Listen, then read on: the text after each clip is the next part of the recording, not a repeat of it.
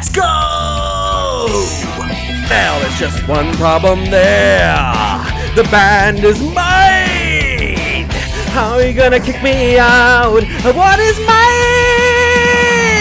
Ow! Look who it is. It's RJ Ballin back at it again with a football podcast. Let's go. Episode 6.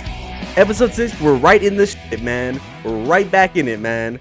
And I got some new wall art, too. I put up some new stuff. This is from Trippy Red, Life's a Trip album. Love the album. Love Trippy. That's my boy. I got a little bit more Soul Eater stuff up there if you like anime, if you care about that. Also, another thing I wanted to show before we get into the main topics of the show is this shirt right here. So I don't know if you can see a good view of it. Oh, let me stand up. I know you're probably not going to be able to read it, but it says, maybe we're just better. And it's from JJ Watt from last year. This is a custom Cardinals shirt that I made. I actually made this. It's one of a kind. There's no other ones. It's not some thing where I'm trying to sell t-shirts or it's like, oh yeah, buy my t-shirt. Like, no, I'm not doing that. It's one of a kind. I made it for me because I'm a big Cardinals fan. And I put all my boys on there. Put, Kyler Murray, Chandler, JJ, like Buddha, D-Hop. Like, I got everybody, bro. I got all the boys on there. So I'm happy about it. I think it turned out pretty cool. Hey, I like it. So I just wanted to show that off real quick. Just because, I want to make more custom stuff. I want to do, more custom designs, and then I can wear it on the show, and, it'll be cool. Or if something cool happens in the season, then I can, make a shirt for it. I don't know. I got ideas, bro. I always got ideas going, so that's kind of where my head's at with that. But, yeah, I just wanted to show it off a little bit. The whole, maybe we're just better. That I don't know if you guys noticed what that's from, but it's from JJ Watt last year when he was on the sidelines. It's a famous moment of his where he's yelling on the sideline, I think because at this point they were 10-1 in the season, they won a bunch of games, and JJ Watt was like, well, how about stop giving us excuses for why we're winning? Maybe we're just a little bit better. Maybe we're just better. And I was like, that's amazing. I need a shirt for that. I need to make a shirt for this, dude. So it's a tribute to my boy JJ Watt because I love him so much. But anyways, I've already taken enough of your time on the intro. Let's get into the actual show. We got plenty of topics here. We got plenty of things to cover because we have NFL preseason week 2. Week 2, and remember, this year we're not doing 4 games. We're doing 3. There's 3 preseason games and there's 17 regular season. So they're changing it up a little bit this year. And so this is the week 2. So now we're going to get next week's preseason. And then right after that, we're into the regular season. We're actually into the real football games. But I think even with preseason, there's important things, important takeaways, and there's still important things to talk about from these preseason games.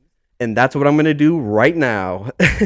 So starting it off, we have something that I really want to. I want to put this at the top of the show because this part, I think even myself, I got proved wrong. Even me, even to me, I can admit, yeah, you know what, maybe I was being too hard. Maybe I was being too much of an asshole.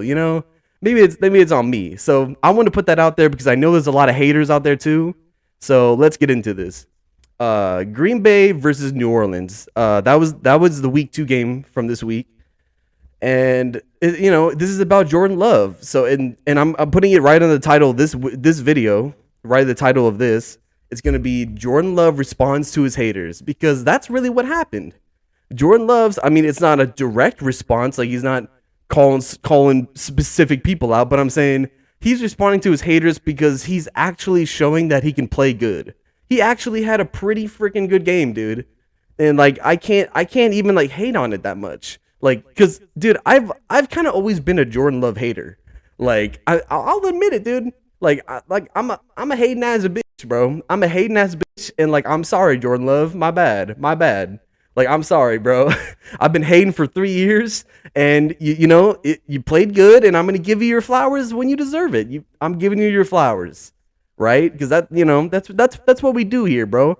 I criticize when I need to. I'll give flowers when I need to. It's a healthy balance. Okay, I'm not just an asshole all the time. Okay, I can be nice. I can be nice.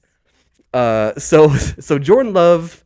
I'm just gonna give you a little recap. Jordan Love got drafted 3 years ago, and if you remember, he got drafted in the first round. They actually traded up in the first round to get Jordan Love when they had Aaron Rodgers still, and Aaron Rodgers clearly was pissed off.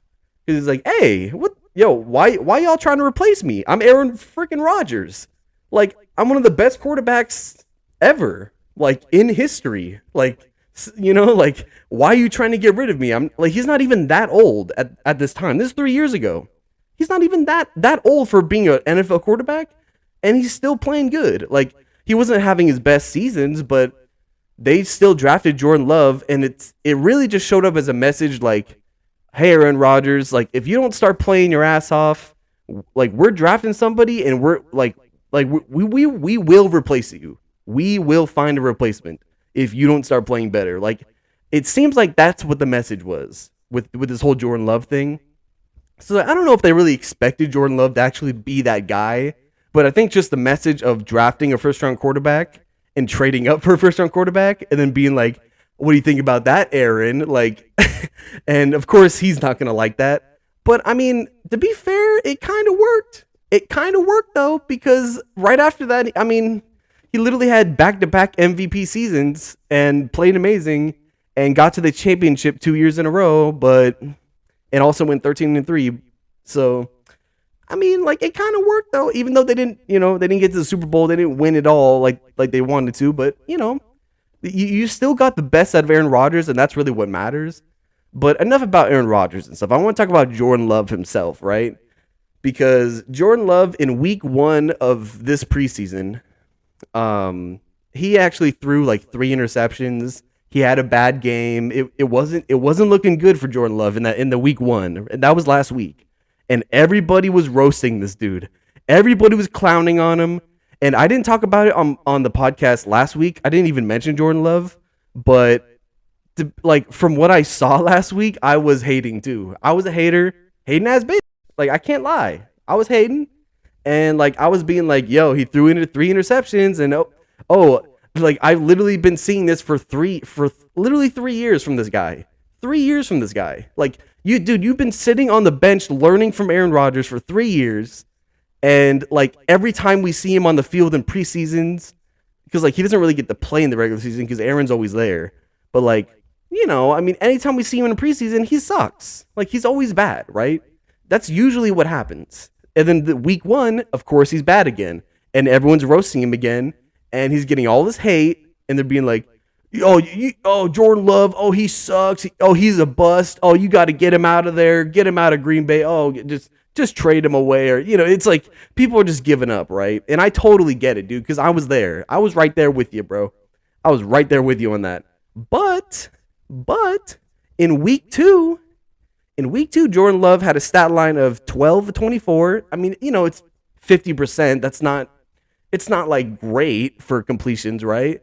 But I think what's important is that the plays that he did make were really good. Like, the throws he did make were really good throws. Like, he had 113 yards. He had a quarterback rating of 77%. I mean, it's a lot better than what we've actually seen from this guy, right? It's actually a lot better from what we've seen. It's probably like the best I've seen Jordan Love actually play before. And I'll tell you, dude, like I know it's gonna sound weird, but like, he had a couple throws in this game that literally looked like Aaron Rodgers. I swear to you, dude. I swear. I might even throw it up on screen right here. A couple examples. Because, like, dude, he had multiple Aaron Rodgers level throws. Like, just dirty dots downfield. I was impressed, dude. Like, he was slinging it, bro. Like, the arm was looking nice. He had great accuracy. He wasn't like throwing, just like randomly throwing into defenders' arms or throwing like super risky passes. It was like, dude, I was pretty impressed, bro. He was making pretty good decisions. Like, of course, there's drop balls and there's tips into the air and there's pressure in his face and sorry about that. And of course, there's all that, right? And that's really where the other 12 of 24 comes from. It's like, of course that's there. But like just looking at really what he put out there, I think the takeaway is mostly good from this game. And I'm telling you, dude, those throws were they were literally Aaron Rodgers throws. Like dude, he's like clearly he's learned a little bit from this guy. Whether Aaron Rodgers is actually mentoring him or not, I don't know. I don't think that's happening. But like, I mean, apparently he's paying attention though. He's paying attention. Like, of course you can't be Aaron Rodgers. Like, he will not be Aaron Rodgers. Like that. I feel like I'm comfortable just saying that now. He's not gonna be Aaron Rodgers, bro. But like. But like, is he capable of making Aaron Rodgers types throws? Like, clearly yes, because I just saw it in the game, and it was nice, bro. And like, dude, yeah, okay, you're not going against the starting defense. I get it, bro. You're not going against the starters. You're going against second stringers and third stringers, and it's gonna be a little bit easier. But, dude, I'm just saying, like, when the quarterback's throwing like that, and you see the arms nice, the accuracy's there, like that's gonna translate. Like, it's not like that can't translate to the real games. Like, I feel like I'm feeling a lot more comfortable about him. And also, okay, didn't throw any interceptions. He threw 3 last week. This week, no interceptions, right? That's already like a huge step. That's already like massively better to not have any turnovers. Like, that's really the goal. Don't have any turnovers. Like, keep control of the ball, make good decisions, and you're probably going to win the game. And like, that, dude, that will translate too. That will translate to real games. Like, dude, I think that might have been even more impressive than the good throws he had was not turning the ball over, because he's usually a turnover machine from what we've seen in the past.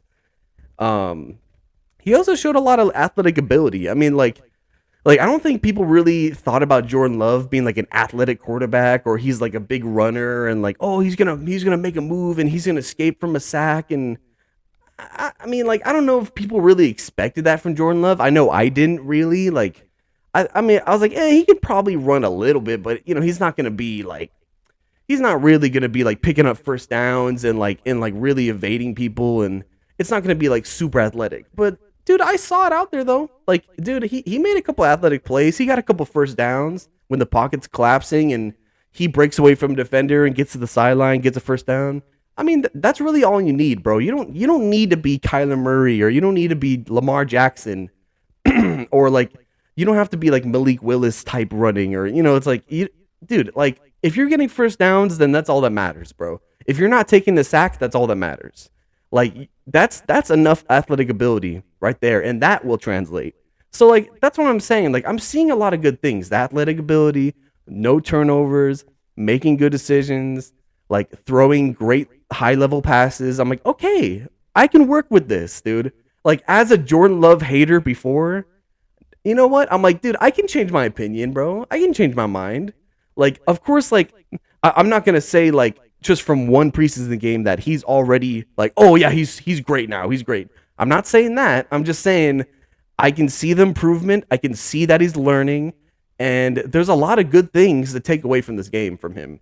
So, you know what? Hey, Jordan Love, hats off to you, bro. I'm impressed. It was nice. But we need to see more of that, though. Like, can't just be one game and then you go right back to throwing picks all the time. Can't be doing that, bro. Okay, also, another random, this isn't Jordan Love related, but it's another random thing from this game. So Ian Book is like one of the backup quarterbacks in New Orleans, right? And so there's a play I'm going to show you on screen. So I'm going to show you the video. It's Ian Book. He's out there. He takes the pass, drops back, whatever. Pocket's collapsing, and he goes, oh, you know what? I'm just going to run up. I'm just going to get out of this pocket. And instead of just going out like east and west, he's like, nah, I'm going north and south. I'm getting this first down. I'm like, okay, Ian Book, okay. So he, you see him go up. He makes a little move. He's juking somebody out. And then he just makes a hard cut back inside and just completely shatters this dude's ankles. I don't even know who the defender is, bro. But like, I didn't really pay attention to exactly who that was.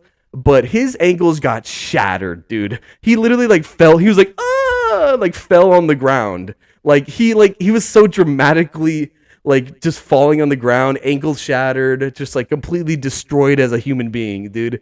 Like he got freaking wrecked, bro. And like that, dude, okay, that move that Ian Book put on him, I was like, damn, okay, Lamar Book.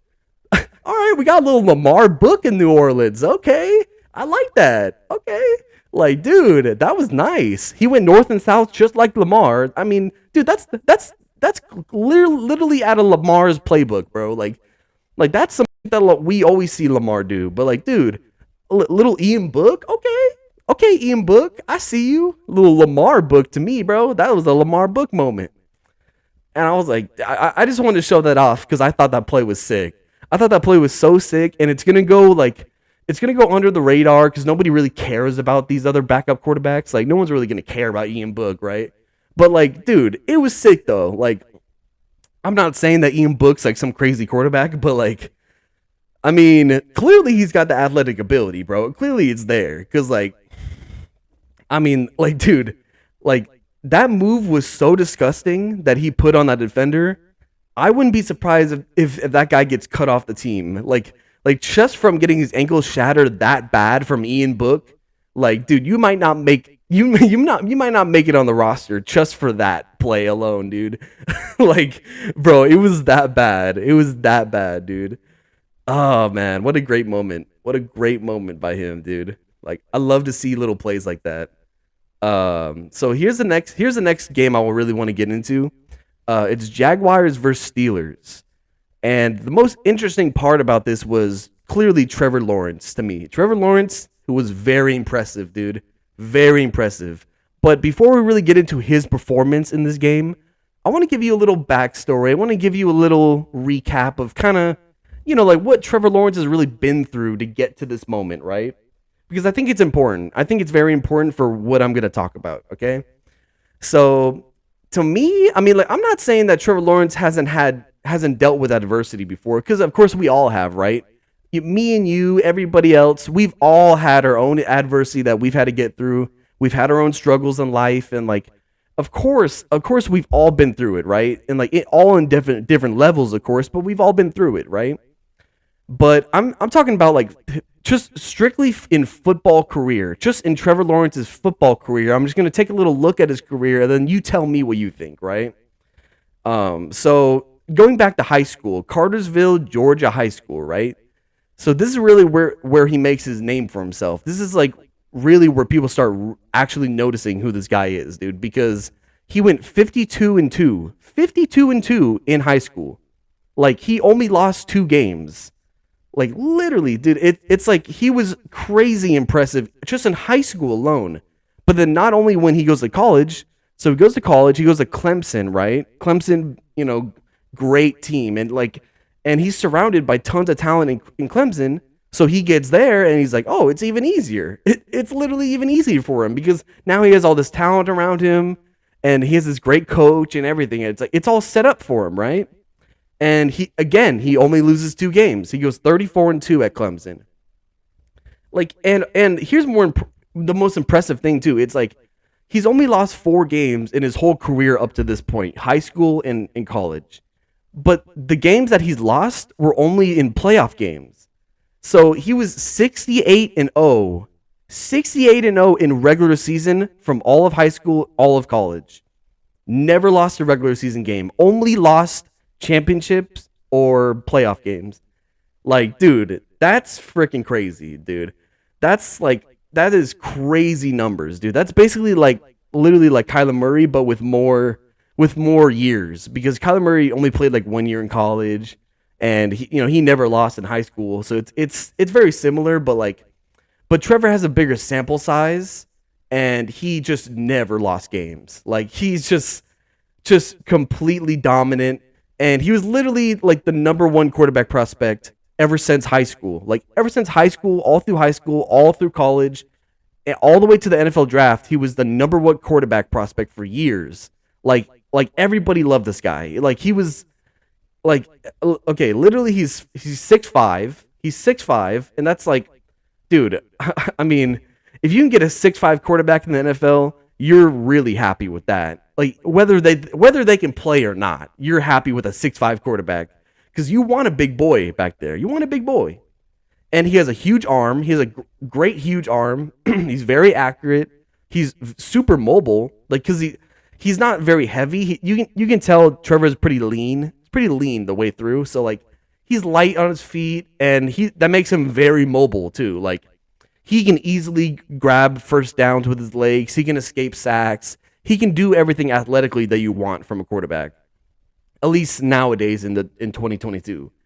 He makes great decisions. You know, he's a great leader. Like he has everything.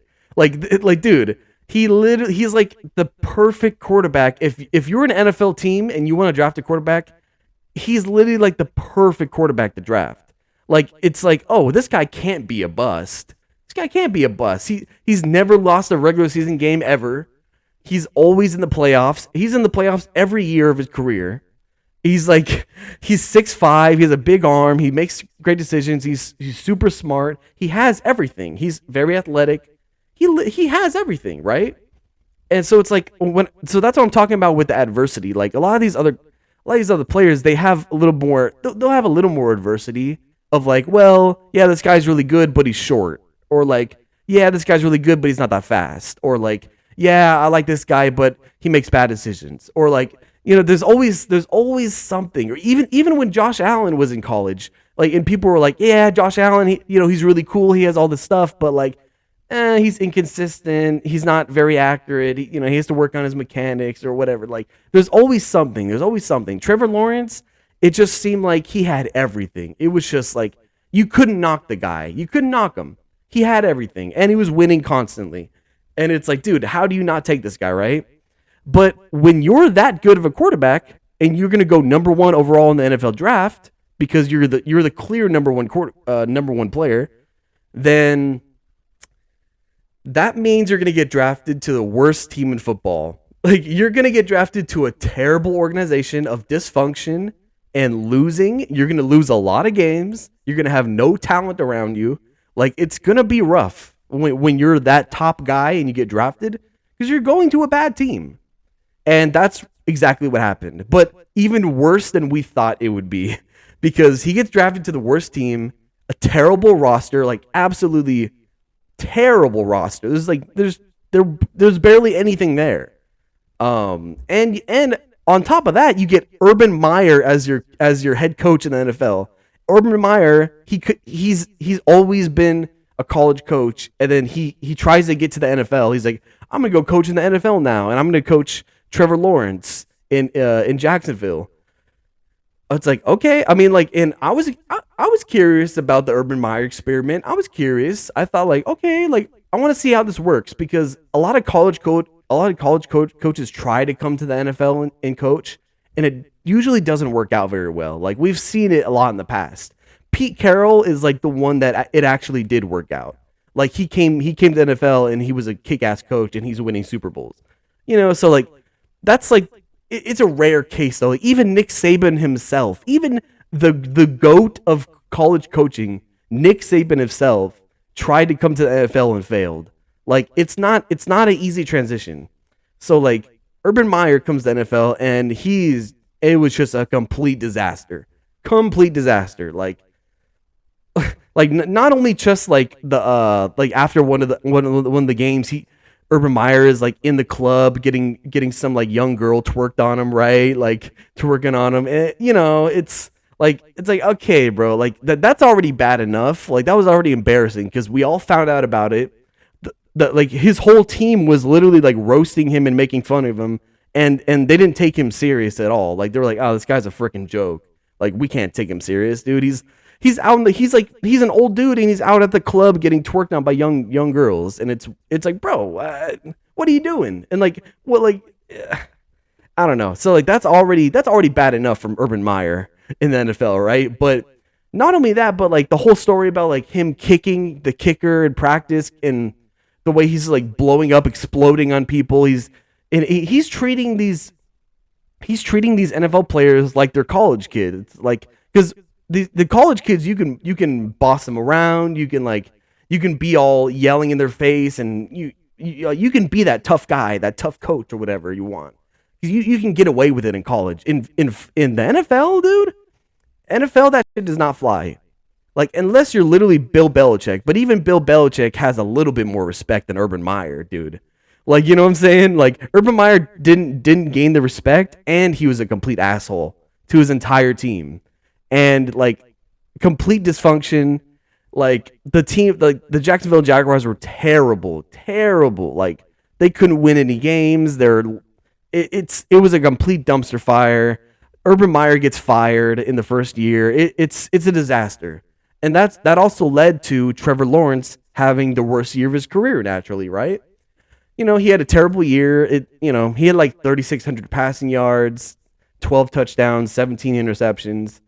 It was a really bad year, dude. And also, of course, they lost like tons of games. They lost like 13 games or whatever. And it's like, bro, it was like, so that's what I'm trying to make the point. Trevor Lawrence went from like never losing games, playing amazing. He's a top prospect. Like, can't miss on the guy. Can't miss on the guy. And he goes to the most dysfunctional, bad organization in the NFL. And like, he gets a terrible coach, and there's no leadership, and like, there's not a lot of talent around him for him to work with, and he's still trying to learn as a rookie. And like, it's a lot. It was a lot for Trevor Lawrence to take in. And so like, he had a bad season. And I think people just expected more from Trevor Lawrence because he was such a highly sought after prospect at quarterback. And like, we've seen how him in Clemson, how amazing he was. So it's like, I guess people just expected more from him, but like, how can you expect more from him when he's in such a bad situation? Like that 3,600 yards and 12 touchdowns and 17 interceptions. It's bad, but that's probably the best you're going to get out of that situation, dude. That's probably the best you're going to get out of that, right? So like, I can't even fault Trevor Lawrence that much. But this pretty much, you take that year, last year, complete dysfunction, and now a lot of things have changed. A lot of things have changed for Jacksonville, right? Because, they got a new coach, obviously. They got Doug Peterson. Doug Peterson won a Super Bowl in Philadelphia. And, and like he left Philly, and he was kind of floating around looking for a place, and the Jaguars picked him up, and there we go. Come be our coach, So Doug Peterson, and he comes here, and he has a pretty good track record. He's a decent coach, and he has a Super Bowl. Like, you can say how fluky it was or magic carpet ride it was, but he still won though. He still coached that team and he won, so he got there. And you can't knock him for that, right?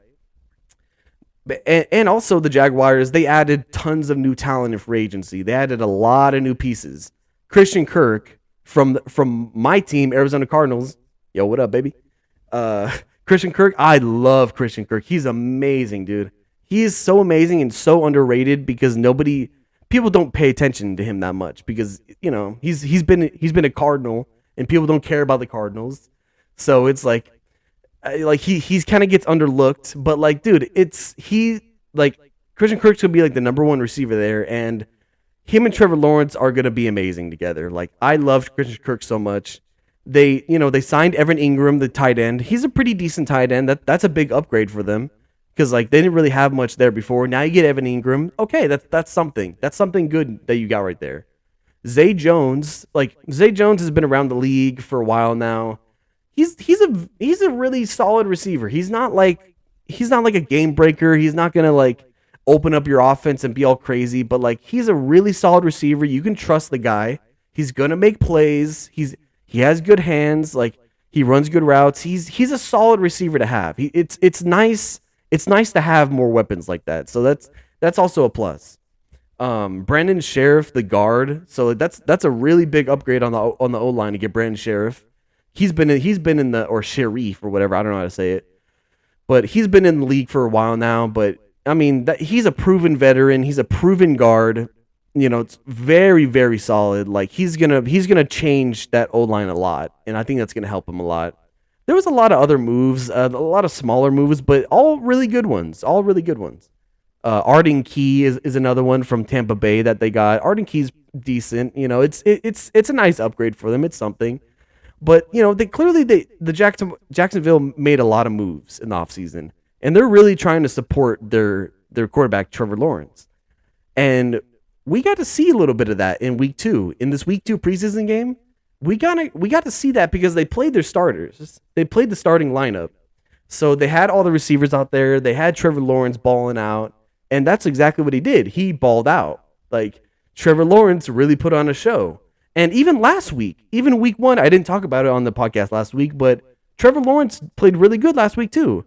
And he was balling out then, but week 2, I was super impressed with this game specifically. That's why I wanted to bring it up now, because like, he killed it. Like, I'm gonna read you the stats for you. So he was 14 of 21 for passing. That's great. 14 and 21. You know, there's not a lot of incompletions, and he wasn't throwing picks either. He wasn't throwing turnovers. That's also a good thing, that like those incompletions were not like really bad decisions, or he's not throwing it right into the defenders. It's like he was very efficient on the field. He had 133 yards, no interceptions. He didn't get the touchdown, didn't like get the real passing touchdown, but it's okay. Like, I don't even need to see the touchdown. It doesn't even matter. Because from all the completions that he did get, they were like amazing, dude. Like, they were so good. I was just really impressed with Trevor, man. Like clearly he's improved a lot, and he's been working on himself because his arm looks lively. You know, like he's really showing off the big arm, especially in this game. He made a couple throws where he was slinging it in there. It was like in tight windows, contested catches, and also what I loved, we got to see a lot that he was targeting Christian Kirk a lot in this game, and they clearly have a connection. Him and Trevor, you can see the connection that has developed with those two, and that's going to be a hard matchup to stop for any defense in the NFL. That's going to be a hard matchup because Christian Kirk is crafty. He's pretty fast. Like what Christian Kirk did in Arizona, he was our big play guy. He was the big play guy. Like, oh, if you need a big chunk play, you're going to get him on a vertical. He's going to burn that guy, and then he's going to get open and make a great catch. He's the big play guy usually. But he's also like the great slot wide receiver. He can do all the slot things, and he's the deep presence. He has it all. So like that's such a great weapon for Trevor, and they clearly have chemistry. They clearly have a connection because there were, it was a lot of feeding it to Christian Kirk this game. So I love to see that. Dude. Like, it was amazing. And he was spreading the ball out too, but so I'm going to show you a video down below because there's one play that you need to see. I'm sure some people have already seen it because it's getting around a lot, this clip of the play, but it's crazy, dude. It's so good. Like Trevor Lawerence drops back and throws an absolute complete rocket to the sideline on the left side. And he throws it with just a high enough arc to get right over that corner that was waiting right there because he was watching Trevor and he's in position to make a pick on it. So he jumps up, he's extending his arms all the way out trying to make this pick, and Trevor just got the perfect arc to go right above him, dude. It was so close. It's so close, but it's a beautiful throw. And he puts it on a rope, dude, and it just gets right to his receiver on the sideline, makes a great catch. I was like, oh man, it was beautiful. And I'm sure I'm putting it right here so you can see because it's amazing. You have to see it. So, and also you're going to see in this clip what the best part is too, is that right after that, like, so that corner really thought he was going to get that pick, right? And I'm sure he's disappointed that he didn't get it because it was so close. And Trevor, the big dog that he is, right? He does this, shaking his finger like, no, sir, you ain't getting that pick, baby. You ain't getting that. Dude, I love that. I love the little, I love the confidence, dude. You can see the confidence in Trevor Lawerence now. Like, it's such a big difference from last year. Last year, the confidence wasn't there because there was so much dysfunction. Everything was going wrong. He was throwing interceptions. He wasn't like sure of himself. Like, you can see the confidence was lacking before. And he was really just trying to figure things out in a bad situation. Now he's feeling so much more comfortable. He has receiver talent around him. He has more help. And he's way more confident in his passing. He's clearly done a lot of work in the offseason because he's gotten so much more confident. And just that little moment of no, no, no, no, no, no. Even that, I just love it, dude. That's what I want to see from Trevor Lawrence. That's what I want to see. I love that. So that's why I want to show you that clip too. It's amazing. Like I'm loving Trevor Lawrence right now. I'm on a big high for Trevor Lawrence right now. Okay, so here's the next thing I want to get into. So it's a Buccaneers versus Titans game, right? And of course, I'm going to talk about Malik Willis again because I talked about him on the last podcast, and that was from week 1 preseason where, a lot of people were pretty high on him from that game, but I wasn't. I'll say that last week I was a little bit harsh on him because I was like, okay, yeah, he ran a touchdown in, that was nice. Oh God, every podcast I always have all these burps coming up, and I'm trying not to burp into the mic. So that's what that was. Okay, so we're gonna push through it though. So Malik Willis, right? So last week I was kind of harsh on him because I was like, you know what, like okay, yeah, because people were hyping him up because they saw him. He ran a touchdown in, which is pretty cool. He made a deep pass that was pretty cool, but the guy was like wide open. It wasn't like a hard pass. Just because it was deep, people loved it, right? And he didn't really complete a lot of passes. A lot of the incompletions were like almost interceptions, like they should have been interceptions because the corner just drops it. So he really should have had like 2 or 3 picks in that game, and he got lucky that they were dropped. So to me, and then he was always just running into sacks, always just running into pressure and just making bad decisions. I didn't like what I saw last week. I was impressed, and I thought yeah, this guy's really raw. He needs to sit on the bench and learn more. He needs to sit behind Tannehill. He's not ready to be the starter. You can't just throw him out there right now, bro. From that one game alone last week, I was like, nah, dude. He needs a lot of work, right? But this week was a lot better. I will say week 2. Oh, my screen went out. Okay, we're good. Just make sure. So this week, played a lot better, dude. I'm not gonna say he balled out or he was amazing, but there's still a lot of the same issues I saw last week. I'm gonna cover that too. But I saw a lot more good this week. I saw a lot more good, and I can see that he's learning, and that's what's important, bro. As long as he's learning and he's getting better by the week, that's what matters. And so I did see that. I'll read you his stats for you. 11 of 17 passing. That's pretty damn good, right?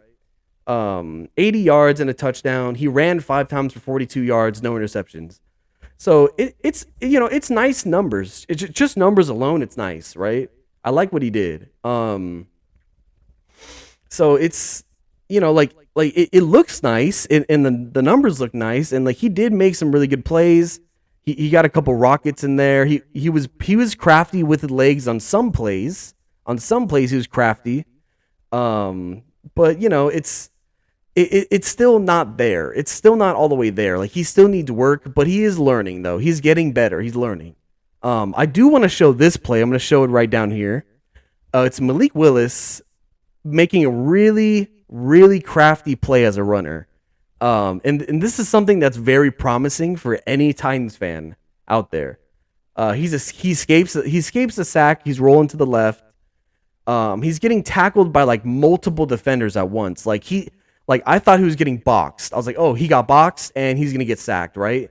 Because he get wrapped up by 2 dudes, and somehow this guy breaks off of both defenders, gets off the tackle, bounces out, and then makes a little run out of it. And actually, I was like, that should have been a sack for loss. That should have been a sack for loss of yards. And bro, this dude with his tree trunk legs just barreled through these defenders' arms and just completely destroyed them. I was like, oh my God, dude. That's okay. Now that I love, dude. You might not see that all the time, but just know that he has the potential to do some crazy shit like that. To be oh, dude, you think that a couple guys can hold me down? Nah, bro. I can break away from this. I was like, damn, bro, I was impressed. I was like, okay, like, see, I'm liking that. And he had a couple more plays. It wasn't as crazy as breaking those tackles, but like he had some more runs. Like I said, he ran 5 times 42 yards. He got some more first downs out of it, which is nice. But it's really those freaking tree trunk legs, dude. Those damn tree trunk legs, man. Like them, oh, bro, them boys thick, dude. That boy thick as hell. Like, dude, like see, like he has like the running back body, but like playing quarterback. That's kind of what I'm seeing from him. It's like it's very like Trey Lance to me, but like maybe even a little more than Trey Lance. Just when it comes to just like giant freaking legs and just pure athleticism, it might be even a little bit more than Trey Lance in that decision. I'm not saying that he's better than Trey Lance though or anything. I'm just saying just athletically and like he's just clearly a gifted runner. He's just clearly very gifted at running the football. And that's going to work for him. But with that being said, the athletic ability, he's relying on it a lot. And like, of course, when you're that gifted, you're going to rely on what you're gifted on. Like, you're going to fall back to that when things go bad. And we saw that a lot in this game where Tampa Bay's bringing pressure. They're bringing pressure. They want to make him uncomfortable. And he got very uncomfortable in some situations. Like some runs, he did run out of the sack and he did get the first down, and that was great. But a lot of times, he's looking downfield. There's not a lot there, and then, he's looking at like one read, maybe two reads, and then it just goes like, okay, I'm getting out of here. I'm getting out of here, and then just like he's just falling back to like, oh, I need to run away. I need to run away, and then just runs into sacks. He's just like running, trying to bounce outwards, trying to go all the way around, and it's just leading him into more sacks. So like that's going to be a problem, bro. Like, and really that happens with most running quarterbacks. That happens a lot. Like, that happened with Kyler Murray a lot when I watching Kyler Murray in his rookie year. He thought that he could just literally run away from everybody and like, oh, I could just anytime I don't see anything open, I can just run and I'll just get a first down. And like that was not the case. He was running into sacks too. And like that was all through his rookie year. But Kyler learned. Kyler did eventually pick that up and started learning and go, okay, I can't just run my way out of every situation. Sometimes I need to either throw it away or make a big play with my arm. Because the arm's going to win you the game. It's not going to be your legs. Like, I'm sorry, but that's really the case. And I did see that he was learning. Malik Willis, he was learning because he was running into a lot of sacks early in the game. And then later in the game, instead of running into sacks, he was like, okay, I'm getting a lot of pressure. I don't see anything open. I'm throwing it away. That's perfect. That's what you need to do, bro. Live for another down. Don't take the sack. Don't run yourself into more trouble. Throw it away if nothing's there. And hey, you still got second down. You still have third down. You have more time. You can make another play. Like, so he's learning. I can see him. Like, I can see the development. It's happening. But like, as far as like making him a starter already, no. Like, no, dude. Like, he's not ready for that, dude. It's not ready for that yet.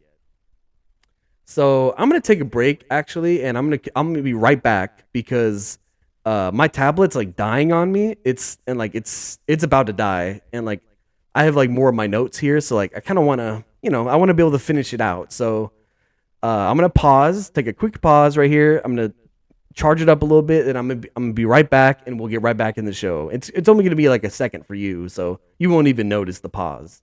But yeah, here we go. We're gonna pause, and I'll be right back. And we're back. All right, took a quick pause so I could get a little charge of my tablet. We're good, dude. So now we can get right back into it. So I want to talk about the Chiefs and Commanders game, right? So I've had a thing about. I talked about it on a previous podcast where I was like, I don't want to see starters play in preseason, right? Because like when you put especially your starting quarterback, like you're risking injury. And like, dude, like what if you put your starting quarterback out there, he gets injured, now he's out for a season, and now your season's over. Your season's pretty much over. And then you got to make like a Jimmy G trade to try to save your season. Oh, sorry, I'm burping. But yeah, like what? Now you got to make a Jimmy G trade. I mean, come on, dude. I just don't want to take the chance. I don't want to take the chance of putting my starting guys out there, then my best players get injured for the whole season. Because we see that every single year in the preseason. Every year it happens, right? And it's always a different team, and it's always a freak accident. But like freak accidents happen. We just saw it with Zach Wilson in week one. Week one, Zach Wilson got injured, and luckily he'll be back in time to play the season, of course. But like it's not like a crazy injury, but like it could have been way worse. It could have been that he's out for season. You don't know. Maybe he's out for half the season, and then that screws over their season. I don't know. Like it's bad, right? So that's usually my take on that is like, don't play your starters. Don't put your starting quarterback out there. It's not even worth it. Just avoid that if you can. But the Chiefs are ballsy, bro. The Chiefs are real ballsy, and like they're playing Patrick Mahomes like a lot in both in week 1 and week 2. It's like, dude, they're playing Patrick Mahomes a lot. They're putting the starting offense out there, and they're playing a lot of the starting defense. And I'm like, damn, bro, like y'all are playing with fire. Y'all are really playing with fire right now. It's like, because if Patrick Mahomes gets injured, dude, God forbid Patrick Mahomes gets injured in preseason and he's out for a long time, because like you got nothing else. Like you don't got nothing there, bro. And like that offense ain't gonna work unless you got a decent quarterback, dude. So like if Patrick Mahomes gets injured, you're just taking a huge risk. But that being said, it is really fun seeing Patrick Mahomes out there, dude, because he's torching, dude. He's torching these defenses, man. I'm like, oh, it's getting me like so fired up for football, for like regular season football. I'm like, yo, like Patrick Mahomes, dude. Like he's showing like he's doing Patrick Mahomes stuff out there, dude. Like completely ripping it, bro. I'm gonna read you a stat line. He was 12 of 19, 162 yards, 2 touchdowns, no interceptions, just torching them, dude. Like doing like classic Patrick Mahomes plays. Like, I will say that like he wasn't doing the whole like, oh, I'm gonna run around for 30 minutes and then just throw like a 60-yard bomb. Like he wasn't doing crazy stuff, but like, I mean, like he was really just delivering from the pocket perfectly. Just like, oh, set hike, just fucking, oh, right there, dude, it's right there. Oh, I want to sling it out 20 yards to the sideline. Boom, it's right there. Like, just like like. Dude, Patrick Mahomes is coming for everybody's necks, and you better watch out, bro. You better watch out, because Patrick Mahomes is coming, dude. He's coming with a whole squad of boys, and you ain't going to be ready for it, man. Oh, dude, it's getting me so excited, because, like, bro, he's just making nasty plays, just complete dirty plays. And he had this one play where it's a touchdown where he's rolling out to the left, and he has a defender, like, literally midair jumping at his feet, trying to wrap him up, and like right before he just gets like a little sidearm touchdown out to right on the edge of the sideline. Perfect little touchdown. I was like, oh, dude, like Patrick Mahomes is just, he's ready. He's so ready, dude. And like, of course, like I don't have to like break down Patrick Mahomes' play, because we all know he's amazing, dude. I mean, like that's really all there is to say about Patrick Mahomes. That he's just completely amazing, and like I can see he's ready to play, bro. He's ready. Okay, here's a little side note I want to point in there, and like, dude, maybe you guys won't understand it. I think it's just something that I usually notice. Like, I mean, you know, maybe you guys understand. Like, let me know if you do, because the NFL commentators for these games, like the commentators always annoy me. They always annoy me because they're so like their voices and like the whole like, and they're always like saying these little stupid sayings, and they're all so cheesy and corny. I'm like, ow, like, dude, like I hate listening to the commentators. They're usually so bad. The ones that I can do is like Aqib Talib. I like Aqib Talib. Like he brings a little more personality. Like he makes the game a little more fun. I like Aqib Talib commentating, and Gus Johnson, because him and Gus Johnson together, doing some games last year, they had amazing games when they're commentating, and it made it so fun. They actually make football so fun when they commentate. But most of these guys are bad. A lot of them I don't like. So here's a little side note that I want to give you. The commentator's voice for the first Chiefs touchdown in this game, it sounded so bad, dude. it's like the exact thing that I don't like when watching football games and hearing a commentator. It's like not only are they saying like cheesy stuff, but like it's just like the voice too. Like bro, you can't have like a bad voice when you're doing commentating. Like you can't, bro. It's like it's because it just takes you out of the game because that's all you hear. At least for me, that's all I hear. So like, I'm gonna play you the clip also too. So I'm gonna play with the sound so you can hear the guy's voice. So I'm gonna put it right here. Seasons, but last week, 5 catches for 45 yards and a touchdown. Touchdown, Chiefs! Jody Fortson gets the 6. All right, so if you heard it that time, you heard this guy's voice, dude. For some reason, it just bothers me. It was like, in Kansas City Chiefs touchdown, Jody Ford, he got the touchdown. It's like, dude, shut up, dude. You're so annoying, bro. And it's like, dude, like, can you? I don't know, dude. Like, there's just some of these guys' voices I just can't handle, bro. I just can't do it.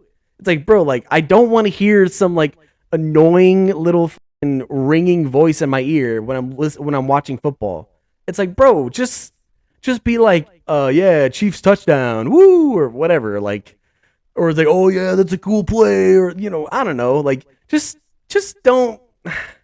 I don't know, bro. Just don't be so freaking annoying, dude. Like, just stop. It for some reason it just bothers me. Just let me know if you guys feel that too. If the NFL commentators bother you too.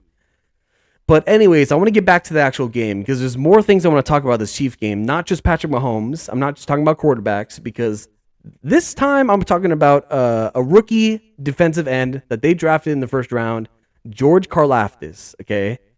I got to talk about this guy because he's balling out, dude.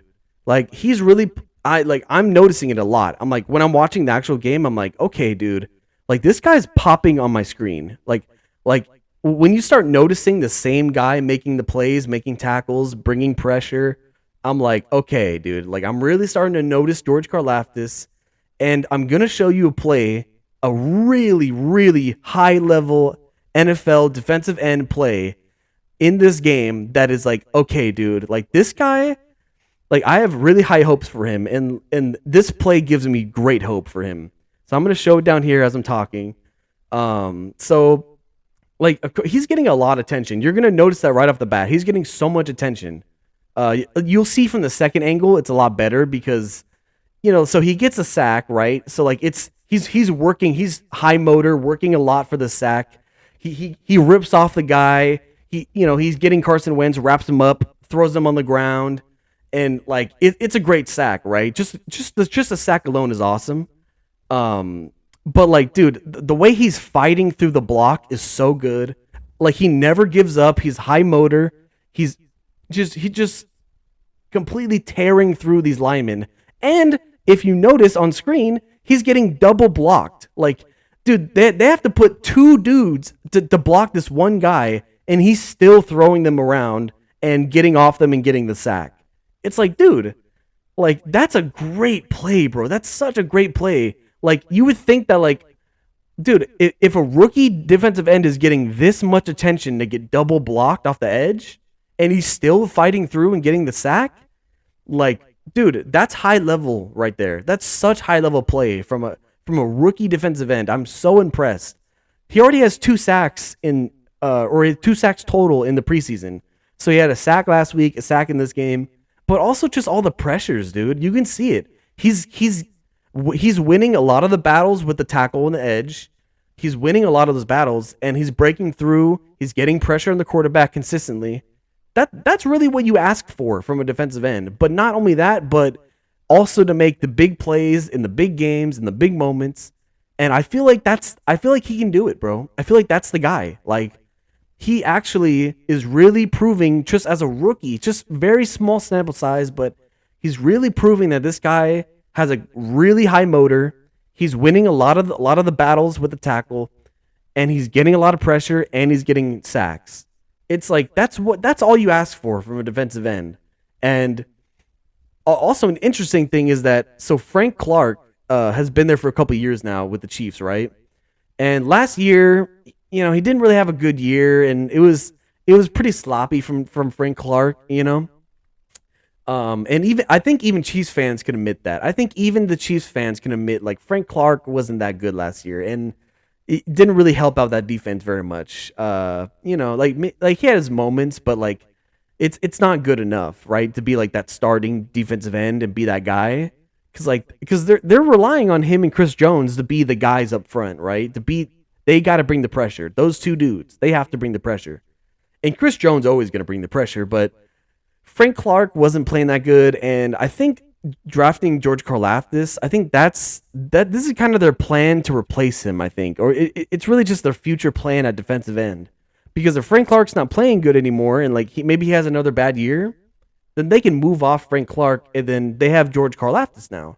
Now they have a young rookie that they're paying next to nothing, and he's balling out, and he's only going to get better, right? Like he's only getting better because he's getting better by the week. We're already seeing that, and like hopefully it translates. Oh, it dropped my water. What the hell? God, it just completely loses my train of thought. Yeah, George Karlaftis. So we've already seen him. He's already getting better week by week. He's already making big plays. He's playing like a high level defensive end right now, and that gives me a lot of hope for seeing him in the regular season and probably in the playoffs, because I'm sure the Chiefs will be in the playoffs. I'm already predicting that. So it's like, I'm sure that like, dude, I can see this guy being a real impact on this team, a real impact player. And I mean, especially if Frank Clark does play really good and Chris Jones does what he always does, that D-line is going to be nasty. They're going to be really nasty, dude. So like, I'm excited to see that. But I'm just really happy for George Karlaftis, and I really want to show you guys that play, because it was so cool. I love to see it, dude. I'm rooting for this guy. I want to see him do good, man. George Karlaftis is the man. So there's one more thing I want to get into. Probably should have talked about it at the start of the show, honestly, because it's kind of big news. But really, like, it's really because I already talked about this so much on the last episode, and like now there's new news for it. But like, it's just because I've already talked about it so much. And like, I really wanted to get into the preseason games and really want to get into the quarterbacks and all that. So that I want to put that first. So, but I do need to talk about this though. Like I can't just ignore it because it's big news. It's big news in the NFL. So Deshaun Watson gets suspended again, right? So originally we saw him get suspended a couple weeks ago. He got suspended for like 6 games, and then the internet freaked out about it, and everyone's like, oh, why is it only 6 games? What is this? Like, oh, this is terrible. And like, the backlash was so bad that the NFL was like, okay, you know what? Screw this. We're taking that suspension away. We're wiping it off. And now we're going to give you a harsher punishment, because like that, like clearly the 6 games was not enough. Right. So now what they're doing, they've finally decided on a new suspension. And I noticed that Deshaun wasn't playing in the preseason this week. Last week, he was playing in the preseason game, and he played awful also. He played completely terrible. Of course, because he's rusty, but I just noticed that this week, he wasn't playing at all. So, like, I think it's just now that they got this new suspension, like, settled on, where they're like, okay, now this is the real suspension. Now, and he can't play in the preseason. So, I'm happy to see that. Happy to see that they're not just going to keep playing him until the regular season. Like, that's great. But so here's really what happened. His new suspension is 11 games in the regular season, and it's a $5 million fine. So here's the thing about the fine, right? $5 million is a lot of money. And also, the NFL usually doesn't deal out fines over $1 million, or like, it's usually like $100,000 fine for your socks being too high, or, it's always some like, oh, you yelled at the ref a little too much, so like you were disrespectful to the ref, so here's $100,000 fine or whatever. It's like, it's never like millions and millions of dollars on a fine. Usually that's not the case in the NFL. Even like Miami Dolphins, the owner, like he was in controversy the last couple of weeks for the tampering, and he got suspended and fined, and he got fined like 1.5 million. So like that's usually a big fine for the NFL too, but $5 million is pretty damn big. But when you really look at it though, with Deshaun Watson, Deshaun Watson just got paid like in the most insane quarterback contract and all guaranteed. Basically, it's like he just made like $260 million guaranteed, and then the NFL is gonna be like, well, we're gonna fine you $5 million. Like, yeah, okay, bro. Like, dude, honestly, like, why even put the fine in there? Why even put the 5 million fine in there? Like, what's that for? What's that really for, dude? Like, are you just trying to sweeten the deal just to be like, well, okay, it's 11 games, but we're gonna fine him money. Like, don't worry. Like, I don't care about the money. I don't care about the fine because the fine doesn't really do anything. Like, Deshaun Watson has so much freaking money. 5 million is nothing. It's like it's like imagine like a parent, right? A parent like they ground their kid. Like their kid does something bad and they go, "Okay, you're grounded, okay?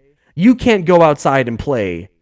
Like you can't go outside and play for a week." Like let's say that's what it is, right? The kid is going to be like, "Okay, mom, like who cares? I was going to stay inside anyway and play video games and scroll on my phone all freaking day. Like I'm going to watch TikToks. Like who cares?" Like it's like that's how I see the $5 million fine too. It's like, yeah, you can't go outside all week now. Like you're grounded, young man. And it's like, okay, like I still have internet, I have Wi-Fi, I have video games, I have my phone. Like what else do I need? Like as a kid, that's all you need anyway. You don't need nothing else. So like, why are you gonna? Most kids don't even play outside anymore. Most of these kids are staying inside anyway. So it's like, dude, it's like such a little baby punishment, such a baby punishment. It's like, yeah, dude, if you really want to punish him, take away his phone, cut the Wi-Fi off. Then he's gonna be really pissed. Then he's gonna be like, okay, I need to clean up what I'm doing. Oh my god, like I feel like it's like the punishment still isn't that great. It's like it's still just kind of whatever, bro. Like, okay, 11 games out of 17 games. Yeah, like that's a majority of the season. Like, okay, bro. But I think what I said on the last podcast, my prediction was like 12 games minimum. That like 12 games should be like minimum suspension, and that's like very minimum. Because like realistically, he should be suspended all season. Let's be real, bro. That's what I think, dude. Like, I feel like no matter what, he should have been suspended all season, and that's it. Like, or even more than that. I don't know, but like I would say, like, dude, suspend him all season, but at minimum like 12 games if you really have to make it easy for him. But they're like, well, we'll give him 11 games and $5 million fine. Like, yeah, okay, bro. Like, it's like you're putting the little like baby handcuffs on him. Like, where's the real handcuffs at? You know what I'm saying? Like you're not gonna take him down to the station. You're just putting him in handcuffs and then saying he's a bad boy and then releasing him and going, okay, now you're good. Okay, you're fine.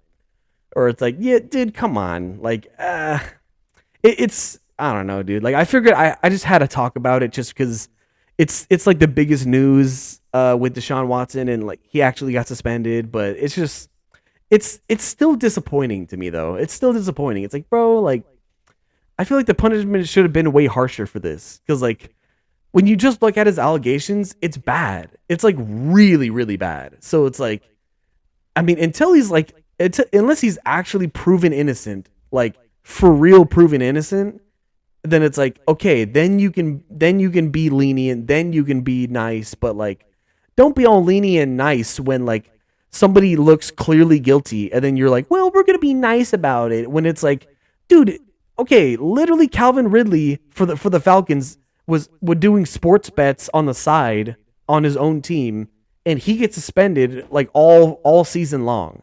Like he doesn't get to play at all. It's like, bro, where's the consistency at, man? Where's the consistency? Like, you gotta, I don't know, man. Like, dude, I want to know what you guys think about the whole Deshaun Watson suspension. Like, do you think it's not enough? Do you think it's too much? Like, what do you think they should have actually done with the suspension? Or do you think that 11 games and $5 million is perfect? Maybe you think that's great. Maybe you think that he shouldn't be suspended at all. I don't know, but hey, let me know. Let me know what you think, dude. Because to me, he should have been gone all year. And $5 million is nothing. Like, dude, this guy literally signed a $260 million contract. You think he cares about $5 million? Like, whatever. It's nothing to him, dude. So that's that on the Deshaun Watson thing. But yeah, that's really all my topics right there. That's the end of the show. I think I covered a lot. I think I actually got through a lot and really talked about the most exciting things of week 2 preseason to me, and a little bit of Sean Watson in there. And I think I was able to cover a lot here. So let me know what you guys think in the comments. Comment down below. Let me know what you think. Give me some suggestions for like things that you want to hear me talk about. If you want me to talk about some of the other quarterbacks, or maybe some things that I'm leaving out that maybe you think that I should be more aware of. Whatever it is, hey, let me know in the comments. Like the video. Don't forget to subscribe to the channel if you haven't already. Definitely trying to get those subscribers up and trying to grow the community here. Trying to grow something here, man. So hey, I hope you're a part of it. Come back next week. I'll do another episode. I'm changing the uploading schedule now, because I used to record on the weekend and then upload on Monday. But I think what I'm going to do, because I want to be able to watch all the games over the weekend, put out my notes, or like write all my notes down for everything I saw on the weekend, record on Monday, and then post it on Tuesday. So that's really the plan. So if you're looking for uploads, look for Tuesday now. Tuesday is going to be the new upload day. So come back next Tuesday for another episode of Footballin', for episode 7, and I'll see you there. Bye-bye!